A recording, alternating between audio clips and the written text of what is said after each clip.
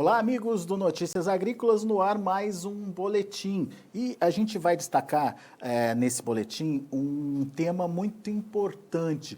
A gente passou aqui no Notícias Agrícolas para vocês todas as informações em relação ao cancelamento, né, a suspensão do uso do paraquat aqui no Brasil, quem poderia usar o paraquat nesse momento aí posterior ao cancelamento, ao banimento da utilização do paraquat.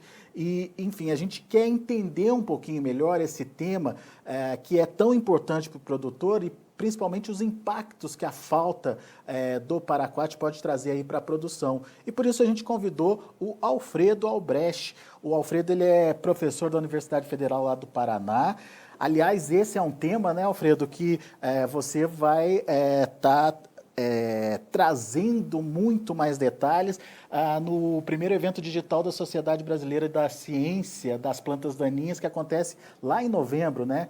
Você já está preparando aí toda a sua apresentação em cima dessa questão do paraquat. Seja bem-vindo, meu caro, e ajuda a gente a entender um pouquinho do dilema aí da falta do paraquat, ou o que ele pode trazer de consequências para a produção. Então, olá pessoal, é um prazer estar aqui falando para vocês sobre esse cenário, falando sobre esse evento também da Sociedade Brasileira de Plantas Daninhas, né? E com certeza esse banimento trouxe muita dor de cabeça, muita preocupação para todos nós, né? Não só pesquisa, mas também pensar a parte técnica, a parte de campo, né? Os produtores estão muito preocupados com como substituir o paraquat de forma eficiente, de forma econômica, de forma viável, né? Isso com certeza tem que ser mais discutido em momentos como esse, né? Para você que está aí nos vendo, nos ouvindo, tentar pensar em ferramentas e alternativas para essa substituição, de forma, como eu disse, efetiva e viável, né? Para não ter impactos negativos aí no campo, seja impactos negativos pensando em aumentos de custo ou num controle falho de algumas espécies de plantas daninhas, né? Mas já tem um manejo substituto eficiente, Alfredo? Uhum. Então, o que a gente sempre coloca, né, assim, infelizmente, no momento a gente não tem nenhum produto igual ao paraquat e não vai ter a curto prazo. A médio e longo prazo não sabemos ainda, né, mas no momento agora e a curto prazo não temos um produto com as características iguais ao paraquat tinha, né? Então, esse é o que a gente tem de momento para dizer. E aí o que a gente tem são produtos que substituem parcialmente o paraquat de acordo com o cenário. O que a gente sempre enfatiza nesse sentido é que, assim, vai ficar mais complexo, né? Que a gente vê no manejo ali de muitas regiões, né? É glifosato, o alcocínico, né? A maioria das vezes 2,4-D, uma sequencial com paraquat resolvia muito bem uma grande gama de espécies de plantas daninhas, né? Agora a gente vai ter que alterar as ferramentas de acordo com as espécies de plantas daninhas e também pensando na dessecação pré-colheita de culturas como a cultura da soja e outras mais, especialmente a cultura da soja, pensando em significância, né, a nível de Brasil. Vamos entender melhor essa Uhum. complexidade aí. O produtor, então, ele tem que conhecer, na verdade, quais são os problemas da área dele antes de adotar aí o manejo adequado.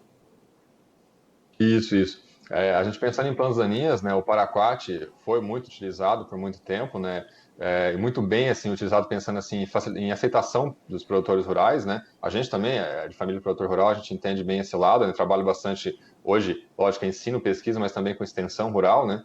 Então, esse é um produto foi muito utilizado, ainda está sendo essa safra devido a poder utilizar o estoque que foi adquirido, né. Mas ele tinha uma grande flexibilidade de uso porque tinha um bom controle, pensar em plantas daninhas pequenas, né, tanto as folhas largas quanto as folhas estreitas, né, folha fina e folha larga. Então, um grande espectro de controle. Isso levou a um grande uso dele, várias marcas comerciais, né? Então, isso possibilitou, consequentemente, o custo ser um pouco reduzido, né? Com esse número de marcas maiores, né? E aí tem esse controle, plantas daninhas folha larga e estreita pequenas ou no manejo sequencial, que é muito comum, né? Como eu comentei agora há pouco. O glifosato ali, o 2,4-D, uma sequencial de paraquat. Então, se tinha um manejo, um grande espectro de controle, né, nesse sentido. Com exceção de plantas daninhas resistentes. No caso do Brasil, é só a buva, né, até então, resistente ao paraquat, que é inclusive na nossa região, que é a nossa equipe que identificou, nossa equipe de colaboradores que identificou isso há uns 3 anos atrás, né. Então, assim, tirando as causas de resistência, era uma ferramenta muito importante o paraquat no manejo de plantas daninhas e também dessecação pré-colheita, por exemplo, da cultura da soja, né, que é uma prática muito utilizada a nível de Brasil para possibilitar flexibilizar e possibilitar a entrada do milho segunda safra logo após a colheita da soja, né? Então, com certeza, né, o impacto que está trazendo é grande no sentido de não só pensando em custo, né, mas também em quais ferramentas irão substituir o paraquat, de que forma irão substituir. Está causando, né, essa dor de cabeça, esse rebuliço, né, de como fazer essa substituição de forma viável, eficiente, né? E o que a gente tem de concreto em relação a essa substituição hoje, Alfredo? Então, o que a gente tem hoje, né, pensando em substituição, temos o diquat, que é o mesmo grupo químico do paraquat, né, então são moléculas que têm as suas similaridades, né, o que a gente destaca só nesse sentido, como eu acabei até de comentar da buva resistente a paraquat, né, a buva que tem uma alta resistência a paraquat, isso aqui, por exemplo, na nossa região, né, e outras regiões do país, parte do oeste paranaense, sul do MS, já tem, lógico, pontos no Rio Grande do Sul, Santa Catarina, e aí o país vizinho nosso, que o Paraguai, tem bastante também a buva resistente a paraquat. Essa buva que tem uma alta resistência a paraquat, ela também tem resistência a diquat. Então, nesse sentido, já a ferramenta que seria mais próxima para muitos ali, pensando em manejo de plantas daninhas, substituir o paraquat pelo diquat. Nesse caso específico da buva, com resistência a paraquat não seria uma opção. Mas das outras plantas daninhas, de folhas largas, principalmente, né, o diquat acaba sendo uma opção interessante para a substituição do paraquat. E também dessecação pré-colheita da cultura da soja. Então, o diquat tem uma eficiência para algumas folhas largas e, por exemplo, dessecação pré-colheita da cultura da soja, até um pouco superior ao próprio paraquat, né? Então, para folhas largas, o diquat tem esse resultado interessante, né? Agora, para folhas estreitas, o diquat ele deixa bastante a desejar comparado ao paraquat. O paraquat tinha uma eficiência muito superior ao diquat para folhas estreitas, né? E aí, nesse cenário todo, tá dando para ouvir bem? Estamos ouvindo sim. Ah, sim, sim, só deu uma falhadinha. Mas continuando, então, nessas ferramentas para substituição, a gente tem o glufosinato também, né? Que é uma ferramenta muito importante. Então, o glufosinato ele tem um bom espectro de controle para folhas largas, folhas estreitas pequenas, né? Para o manejo sequencial também, ele tem uma ferramenta muito importante, né? O glufosinato hoje tem mais de uma marca no mercado também, terão mais nos próximos anos, né? Então, o glufosinato ele tem essa possibilidade de uso para plantas daninhas pequenas, né?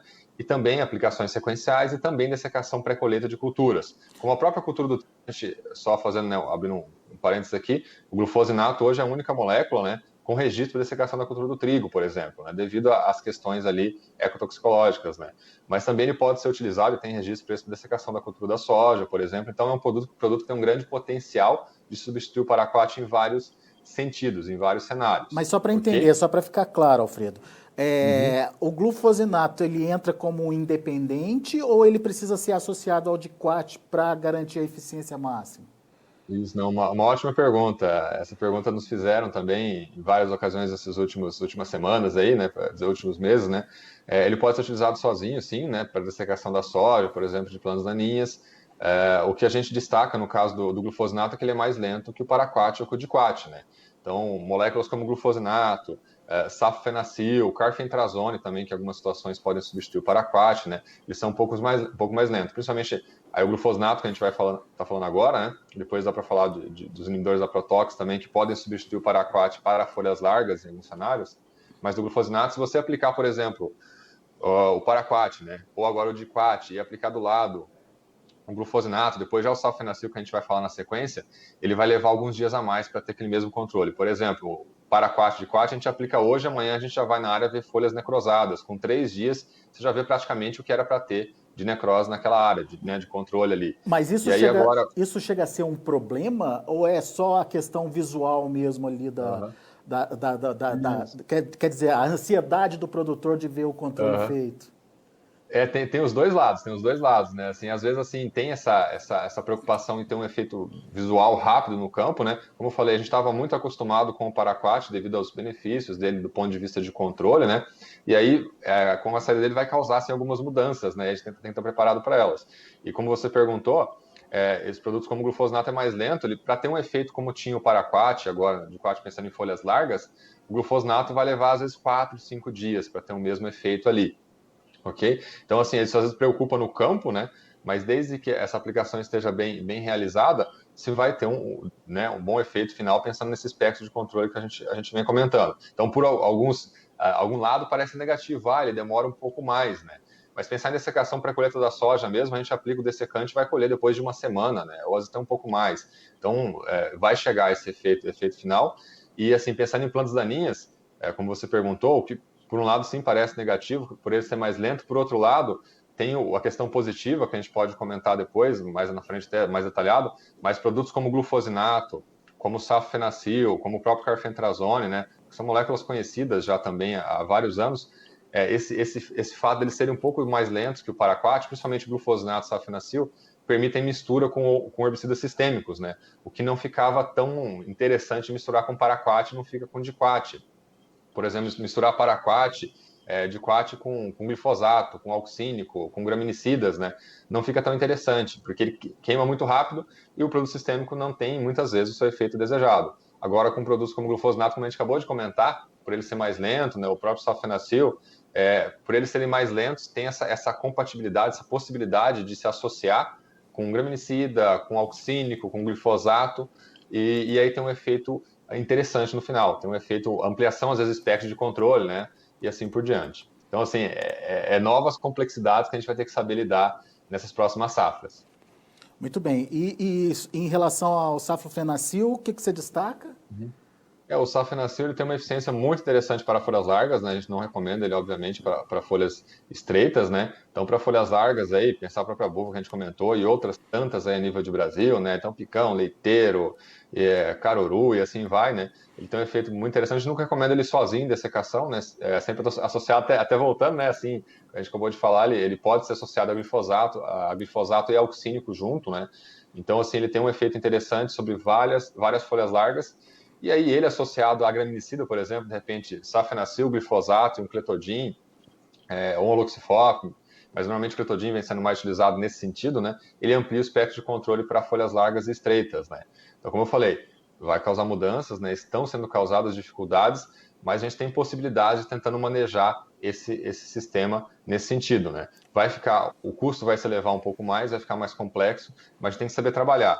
E até assim, fazendo um parênteses nesse sentido, né, a questão de custo, né, que eu comentei, a gente sabe que é difícil, é impactante, a gente ser de família de agricultor também, às vezes gastar mais, né, mas a gente tem que sempre pensar como um investimento, né, como investimento nesses herbicidas para ter um bom efeito final, seja da dessecação pré-colheita da soja, por exemplo, seja da dessecação das plantas daninhas, porque às vezes a gente querer economizar e esse barato muitas vezes sai caro, né, então assim, o custo às vezes vai se elevar um pouco com produtos com maior valor ali agregado, Mas tem que fazer, né? Mas é importante fazer, né? Então, assim, a gente entende a dificuldade do produtor, a angústia nesse sentido, né? A gente convive isso também, só que é o que a gente tem na mão, né? Não tem solução mágica, né? Então, é o que a gente tem para poder fazer o manejo das plantas daninhas, manejo de dessecação, de forma correta e alcançar bons resultados. Porque se a gente pecar ali, errar nesse manejo de plantas daninhas, por exemplo, as plantas daninhas a gente fala muito nisso, né? Em perda de produtividade, né? Acho que o meu irmão já teve momentos aqui comentando também, o professor Leandro. Então, assim, essa perda de produtividade é muito grande com a competição de plantas daninhas. Então, assim, a gente tem que pensar em investir, e graças a Deus, no momento, a soja está com um preço bom, né? Então, a gente pensar sempre como investimento nesse cenário aí dos herbicidas, né? Uhum. Ô, Alfredo, mas pelo que eu entendi da sua fala, Uhum. Vai ter essa maior complexidade, porque você vai ter que saber o que tem na sua área para você poder fazer o melhor manejo possível ali, o melhor controle possível. Mas você vai ter um aumento do número de herbicidas utilizados também, né? Isso para o meio ambiente não é ruim? Assim, aí não é, né? Por um lado, às vezes parece, mas que eu vou estar usando mais ferramentas. Por outro lado, a gente vai estar rotacionando um pouco mais, né? Até assim, como eu comentei, a gente já tinha a resistência da buva aqui ao paraquat, em 2016, divulgou em 2017, né? Não se tinha ainda a resistência comprovada do azevém a paraquat, mas se tinha rumores já de que o azevém em algumas regiões, azevém jovem, né? O rebrota, ele não estava tendo um controle tão bom quanto tinha antigamente com o paraquat, né? Então, assim, nenhuma ferramenta é eterna, né? A gente tem que saber utilizar, rotacionar. Então, o que nos preocupa mais com relação ao banimento do paraquat é a questão das gramíneas, né? As gramíneas já tem um número de ferramentas mais reduzido para elas, né? Então, basicamente, glifosato, né? Graminicidas, e a gente pensa como o azevém, o capim amargoso, o capim clores, capim branco, que alguns chamam, né? O clorizelato, o capim pé de galinha, todos já são resistentes ao glifosato, né? E alguns deles, como o capim pé de galinha, já tem resistência a uma parte dos graminicidas. Então, assim, o paraquat tinha um papel importante nessa questão de uma segunda aplicação, uma aplicação na rebrota, ou em plantas jovens de gramíneas. E é uma ferramenta que aí vai estar se perdendo, né? Um produto que vai estar se perdendo, porque o diquat, como eu falei, é inferior ao paraquat para gramíneas. Então, assim, para gramíneas, a nossa preocupação é maior nesse sentido de pensar de rotacionar produtos e assim por diante. Vai ficar uma carga bem pesada em cima do glufosinato, mas como eu falei, o glufosinato não é igual também ao paraquat em eficiência de controle. Então, vamos ter que ficar trabalhando. E aí, em alguns casos, sim, associar moléculas, como você colocou, né? Às vezes se usava uma, usar mais de uma para ter o que a gente esperava de controle final, de resultado final. Então é isso que a gente tem para o momento para ir trabalhando. Como eu falei, né, vai estar causando essa dor de cabeça e tal, mas a gente tem que se adaptar e pensando em buscar ferramentas, buscar soluções, né? Porque é o que a gente consegue fazer o que a gente tem para fazer. E nesse momento vai ficar mais importante do que já era, né? Obviamente, a figura do engenheiro agrônomo de fato, né? A estar indo na área, a estar verificando as espécies de plantas daninhas que estão ali para fazer o bom posicionamento, né? Porque ficou por muito tempo essa receitona de bolo quase, né? Glifosato ali, auxínico, paraquat ou paraquat, uma ou duas aplicações, né? E agora com a saída dele vai causando todos esses impactos que a gente falou, né? Só que vai ficar mais importante, de novo, o papel do engenheiro agrônomo de estar determinando o que usar, como usar, de que forma, para se ter um bom resultado final. Alfredo, pelo que você está acompanhando aí das pesquisas, tem alguma novidade, alguma luz no fim do túnel que promete aí ser uma alternativa para virar receita de bolo de novo ou não? Então assim, tá difícil, né? A gente até comenta, né? Os alunos perguntam bastante para a gente também, os produtores, né? Nesse sentido, por exemplo, às vezes muitos produtos hoje que poderiam ter uma eficiência de controle interessante, eles são barrados assim na questão ecotoxicológica, né, na questão ambiental. Por exemplo, produto como o paraquat, se fosse descoberto hoje, né? Uma molécula, obviamente nunca seria lançado, né, em vários países do mundo, não só o Brasil, né? Outros produtos também similares, né? O próprio diquat, produtos como a azatrazina, se fosse descoberto hoje, não poderiam ser lançados no mercado devido à questão da rigidez, né, e tudo mais, critérios da legislação nossa ambiental, e não só nossa, como eu falei, isso é uma questão de vários países, questão da onda verde, então a nível de mundo, né, sim, vários produtos às vezes têm uma eficiência de controle interessante do que se tange ao controle em específico, mas aí a parte ambiental tem os seus pontos ali que não permitem esses produtos, né. Então, tem sim essas dificuldades. A gente espera que nos próximos anos tenha mais pesquisa, obviamente, né? Não só devido ao banimento do paraquat, isso não aconteceu só no Brasil, isso está acontecendo em outros países do mundo, né? E outros países do mundo, como o próprio Estados Unidos, a Austrália e tal, também estão revendo o paraquat, né? Pode ser que seja, continue utilizando lá, pode ser que seja também entre em processo de banimento, né? Então a discussão é muito forte em cima disso. E aí os investimentos, né? Eu estou dizendo isso porque os investimentos em cima de herbicidas estão aumentando muito, né? Comparado ao que era próximo aí logo após a soja RR, né? Que causou uma certa muito benefício, né, com a soja RR, mas uma certa zona de conforto ali.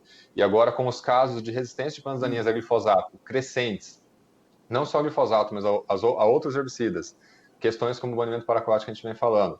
Então, isso exige um investimento muito maior em pesquisa para novas moléculas de herbicida. Então, como eu falei, no momento agora, a curto prazo, não temos aí um produto como paraquat, mas a médio e longo prazo pode ser que tenha, não digo igual, mas que substitua o paraquat em outros cenários, né? Então, assim, é isso que a gente tem para dizer no momento, né? Então, a gente espera aí, como eu falei, hoje o glufosinato, alguns inibidores da protox, quem saiba surjam mais alguns produtos nesse sentido aí, que possam estar auxiliando o produtor rural nesses próximos anos, aí, a médio prazo e tal, longo prazo.